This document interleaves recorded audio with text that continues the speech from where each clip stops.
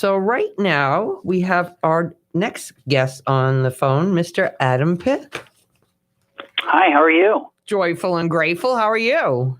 I'm doing fantastic. Thanks for having me on today. I'm really glad you're here today. So I just found out about Adam recently. Adam is a heart valve patient and author of The Patient's Guide to Heart Valve Surgery. In 2006, Adam founded HeartValveSurgery.com to educate and empower patients from diagnosis through recovery. The award-winning website, which is sponsored by over 40 cardiac centers, has helped more than 10 million people fight heart valve disease. Wow.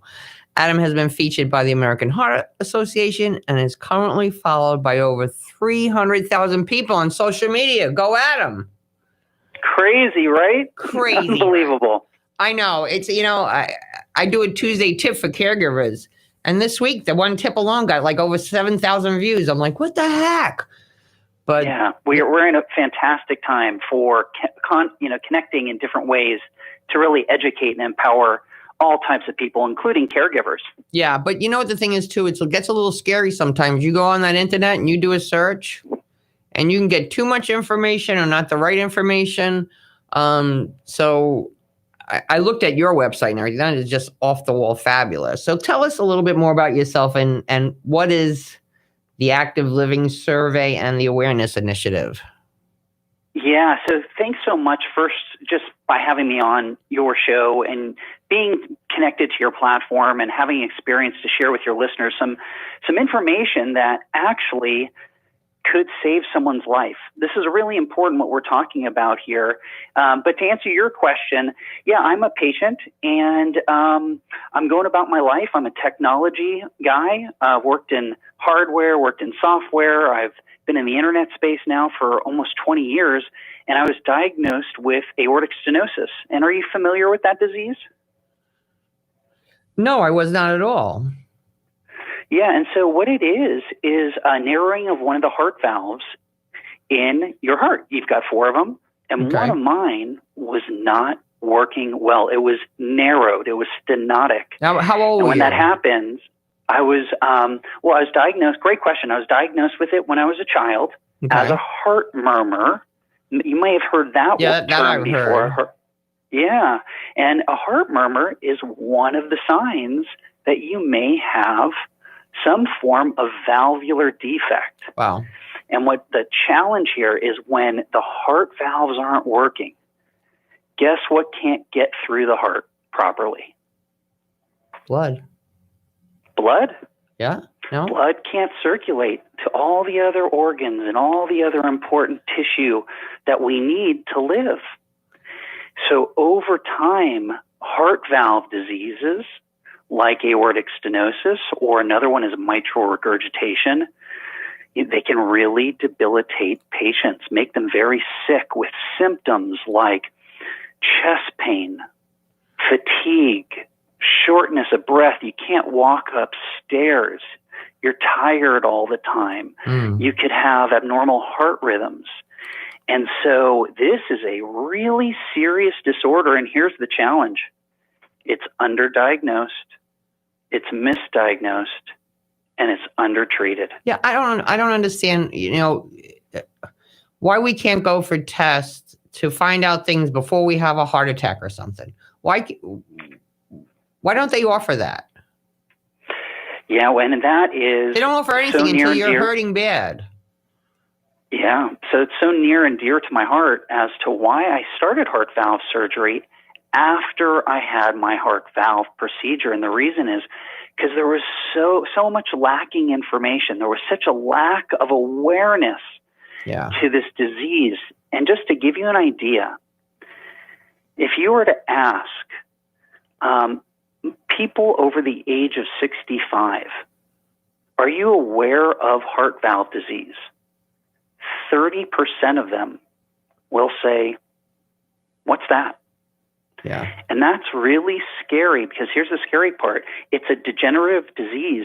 So many of the patients are in the golden years of their life, more senior folks.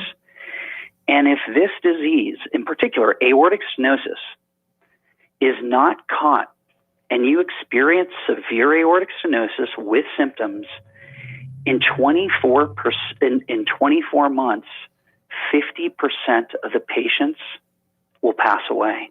Oh, goodness. Yeah, and that's why in the medical community, aortic stenosis often goes by the term the silent killer. And that's why when I said at the beginning of our conversation, if one of your listeners may have some fatigue, may have a chest pain, may have some, and they go get diagnosed, this conversation can save their lives. Yeah. And that's why it's so important to me to get the word out there and get the awareness up. Yeah, you need to know the right questions. I believe we have Jenny on the line too. Hi, Jenny. Oh. Hi, hello. How are you doing? I'm good. How are you guys? Good. Glad to have you with us. Hi, Jenny. Thank you. Hello. Hi. So, Adam, all right. So someone has those feelings, and then they go to the doctor and they have some conversation with them. And what kind of conversation do they have? Yeah, so it's a great question, and for all it's hard to say because every patient is unique, right? They're all going through their own experiences with this disease that progresses at different stages of the disease. Mm-hmm. So it can happen over a period of years. Like you asked, when did I get it? When did I know about it? I was 7 years old when I was diagnosed with it, but I didn't need a procedure until I was in my 30s. Yeah. So this is, again, it's what they call an insidious disease. And that's why it is so important that, one, if you have those symptoms we talked about, you go see a doctor. And then, two, if you are diagnosed with it, you know what you need to do? You need to get regular checkups. And that means potentially an annual, what they call an echocardiogram. Mm-hmm. Some people may have heard of it as an ultrasound. Right. And that gives the doctors the information they need to understand, geez, how severe is this disorder? And then when, if the time is right, to get treatment. Does that help? Yeah. Now, is there anything people can do to avoid this? Another great question. Right. So this is a structural heart issue, right? This is not, this is a definitive problem with the way your valve is. And over time, it just gets worse. Okay. The valves don't open or close properly. So, you hear that in some cardiac disorders, eat better foods, exercise, and those things all apply to appropriate cardiac function. But when it comes to valve disease, it's not like you can take a pill and your aortic stenosis will go away. Get repaired, in fact, it's going to get worse, most likely. Wow. So what do you wish people would understand about the role of caregivers during treatment and recovery for heart valve disease? Yeah, well, I got to tell you, a lot of that learning came from the active living survey that we just completed. Tell me about that. At Yeah, it really a special experience. We got a unique glimpse into the experiences of patients from the time they were diagnosed to the time they felt recovered. Okay. And it was a survey of over 3,000 people. Wonderful. So we really got to learn what they were going through, and the findings were fantastic.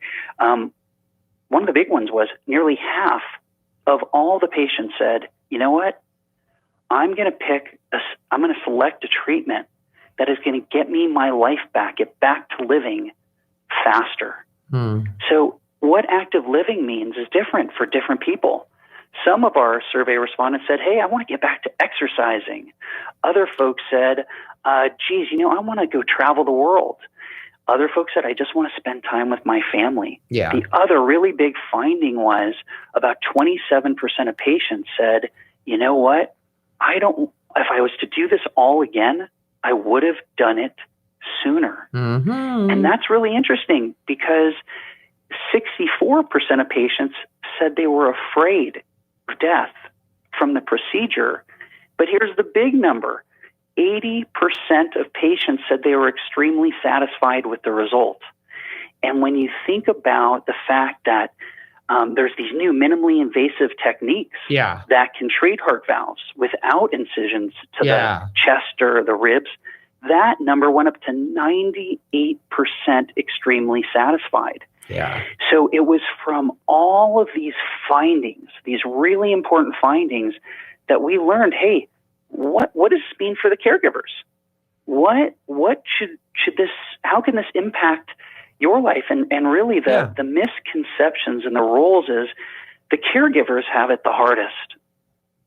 They have the most difficult job when it comes to valve disease. And if you think about it, it makes sense because valve disease, as we talked about, is it's degenerative. Right. So they have to be on guard all the time, looking for, hey, what's wrong with my loved one? Yeah. Are they slowing down? Such a worry. Are they being able, can they walk up stairs? And did they miss their annual checkup? Yeah. Right? They need to go. They need to get checked out. But here's the really great news. We all need to go for checkups. Yeah. I mean, early detection on anything is the best deal. I couldn't agree with you more. And that's why, it's interesting because, there's the doctors out there that can help treat this. There's the patients that can get treated. And as I always tell the folks in our community, it takes a village to handle heart valve disease. You have to get all your ducks in the row. And one of the biggest ducks that I found in my experience was my family and my friends. Yeah. It was so important to have now my wife, my mom, my brother, my friends, they all came and visited me. They gave me the support. They gave me the encouragement because, this is a big deal. When you're talking about heart surgery, it's, I often joke, it's not like getting your hair cut, right? This is a big deal. Yeah. Well, it was good that you had all that family support because lots of times people don't have that. And that is such a big part of a recovery from anything, I believe. And I think part of the reason is because the caregivers don't reach out for that help too. Yeah, it's open communication. I'm a big believer in it. And that's one of the reasons at HeartValveSurgery.com, where you can get so much information. And this is information that's coming from doctors. It's coming from researchers. It's coming from, it's all up to date. It's all up to date. And it's also coming from other patients. Yeah. So there's those, you talked about those lacking connections that may exist for patients. And that, to me, it brings a sadness because this is something that's hard to go through alone. And it's one of the reasons I have spent so much time creating this website so that people can connect. Yeah. They don't have to feel alone because that's one of the biggest challenges, I'd say, with heart valve disease. And you and I had this conversation already. A lot of people don't even know what it is. Yeah. Yeah. So if you don't know what it is and you're diagnosed with it, you can go into a very dark and, for some patients, a very depressive state. And I'm all about empowerment. So that's what my team and I are fired up to do, and why we did this whole active living campaign, because we want to bring these learnings to the world and help people understand that there's a bright side to cardiac disease. Right. And that bright side that I've experienced is a completely new second chance at life. Yeah. Yeah. That's so important. I just want the listeners to hear this. I find people take better care of their cars than themselves. Now, you don't wait until the car is already broken. You do the oil change, or you get the diagnostic, or you do the whatever. Well, you need to do that with your body too. You brought up one of the most important points and the most timely points is COVID-19, what that is doing for the healthcare system, right? And it's sad because you talked about people taking care of their cars. Well, you know what? People right now, and I understand it, I have empathy for them. I can relate to those concerns about going to see my doctor because I don't want to go to a hospital where I can get infected. But here's the challenge. You may have seen this. The American Heart Association warned that people have been putting off their heart disease checks. They've been putting off their treatments, and it's been happening? Health emergencies. Yeah. Yeah. Stroke. Yeah. Heart attacks. And so if you're listening out there and you're taking better care of your car than your heart, please, please, please don't wait to go see your doctor if you're experiencing symptoms, if you've been told you have heart disease, because the other really dangerous wrinkle in this whole heart valve ecosystem is that heart valve disease can also be asymptomatic. You may not even know that you have it. Yeah. So that's why, again, to your point, going in, being preventive, making sure that you get your checkups, even at the primary care level, it's going to help you, and it's going to help your family, and in the long term, it's going to help your life. Yeah. So it's been wonderful having you on the show. Where should our listeners go to learn more? It'll be on my page and everything, but you tell them also, please. Yeah, thanks so much. It's so simple. With your at your keyboard or on your smartphone, all you have to do is go to HeartValveSurgery.com. Very simple, HeartValveSurgery.com.